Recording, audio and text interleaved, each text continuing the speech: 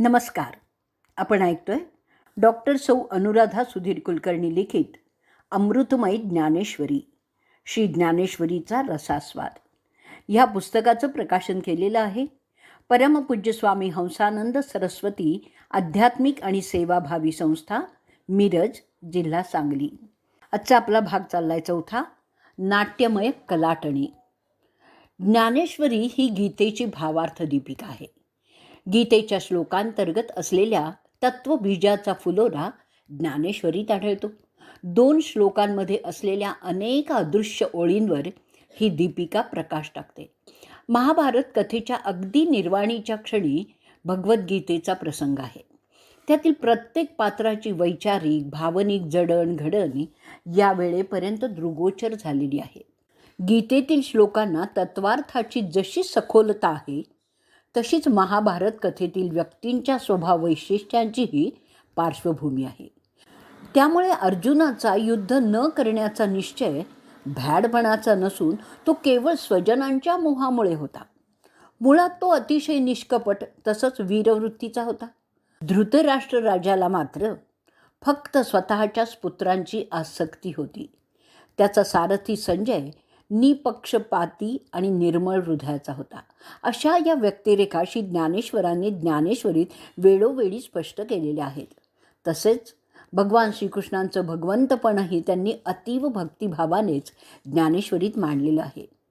पृथ्वी आणि आकाश दणाणून टाकणाऱ्या पांडवांच्या प्रचंड शंखानादाने हृदय विदीर्ण होऊन सुद्धा कौरव सैन्यांनी स्वतःला सावरले आणि ते युद्धाला पुनश्च सिद्ध झालेले आहेत.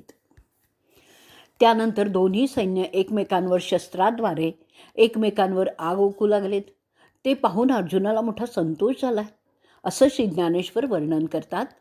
ते देखली या अर्जुने संतोष घेऊनी मने, ते देखली या अर्जुने संतोष घेऊनी मने, मग संभ्रमे दिठी सेने घाली तसे, मग संभ्रमे दिठी सेने घाली तसे. अध्याय पहिला, ओवी 167 आहे. या ओवीचा अर्थ असा आहे की तो बाणांचा वर्षाव पाहून अर्जुनाच्या मनाला संतोष झाला आहे आणि मग त्याने औत्सुक्याने सर्व सैन्याकडे एक नजर टाकली आहे.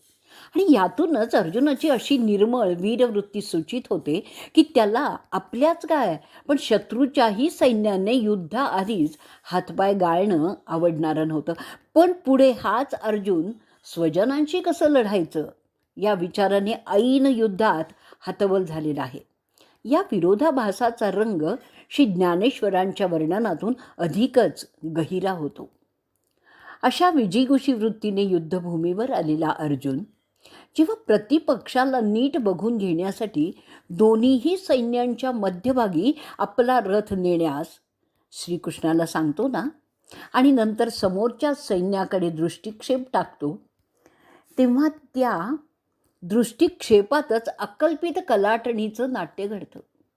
आणि हा प्रसंग ज्ञानेश्वरांच्या देवदत्त प्रतिभेने मोठ्या बहारीने आविष्कृत केलेला आहे. कौरव सैन्य पाहत असताना अर्जुनाचा पहिला उद्गार होता, देवा बघ, हे तर सगळे माझे गोत्रगुरूच आहेत. हे ऐकून द्रष्टा श्रीकृष्ण मनात चमकतो, पण ऐसी पुढील से घेतू तो सहजे जाणे हृदयस्थू, ऐसी पुढील से घेतू तो सहज जाणे हृदयस्थू, परी उगा असे निवांतू तिये वेळी, परी उगा असे निवांतू तिये वेळी. पहिल्या अध्यायातील 179वी ही ओवी आहे. ओवीचा अर्थ बघूयात. तो सर्वांच्या हृदयी राहणारा असल्यामुळे पुढील प्रसंगाचं अनुमान सहज करून तो गप्प राहतो असं वर्णन श्री ज्ञानेश्वरांनी इथे केलेलं आहे. यानंतरच्या कृपया परया विष्टो या गीतेतील अर्जुनाच्या मनोवस्था वर्णाचा विस्तार करताना श्री ज्ञानेश्वरांच्या वाग्विलासाचं सामर्थ्य जाणवतं. स्वजनांना बघून अर्जुनाच्या मनात जी चलबिचल झाली आहे तिच्यामुळे त्याच्यातील वीरवृत्ती अपमानित होऊन लगेच निघून गेली आहे. ज्या उच्च कुलोत्पन्न आणि रूपगुण संपन्न स्त्रिया असतात त्यांना आपल्या पाणीदारपणामुळे सवतीचं वर्चस्व सहनच होत नाही. त्याचप्रमाणे अर्जुनामधल्या वीरवृत्तीने या अप्रासंगिक दयेला सहन केलेलं नाही आहे. युद्धात साक्षात शंकरालाही जिंकणाऱ्या अर्जुनाला एका क्षणात मोहाने ग्रासलेला आहे. आणि ही खरोखर आदिपुरुषाची माया असून तिची लीला ब्रह्मदेवालाही कळत नाही, असं श्री ज्ञानेश्वर म्हणतात. युद्ध न करण्याच्या आपल्या निर्णयाचं समर्थन करताना अर्जुन जे विविध मुद्दे मांडतो त्याचं विवरण करताना श्री ज्ञानेश्वरांच्या स्वतंत्र प्रज्ञेने अधिकच समर्पक खुलावट केलेली आहे. जरी वधू करूनी गोत्रजांचा, तरी वसवटा होऊनी दोषांचा. जरी वधू करूनी गोत्रजांचा, तरी वसवटा होऊनी दोषांचा. मज जोडीला असे तू हातींचा, दूर होसी. मज जोडीला असे तू हातींचा, दूर होसी. पहिल्या अध्यायातील 228वी ही ओवी आहे. अर्जुन म्हणतो की अनंत जन्मांच्या पुण्याईने ज्या तुझी जोड मला लाभलेली आहे, तो तू माझ्या हातून सुटून जाशील. मग माझ्या पुण्याचा ओलावा नाहीसा झाला तर हे देवा, तू माझ्याकडे येणारच नाहीस. स्वजनांना मारल्यामुळे होणारं सर्वात मोठं नुकसान हेच तर आहे, असं ज्ञानेश्वरीतील अर्जुन म्हणतो.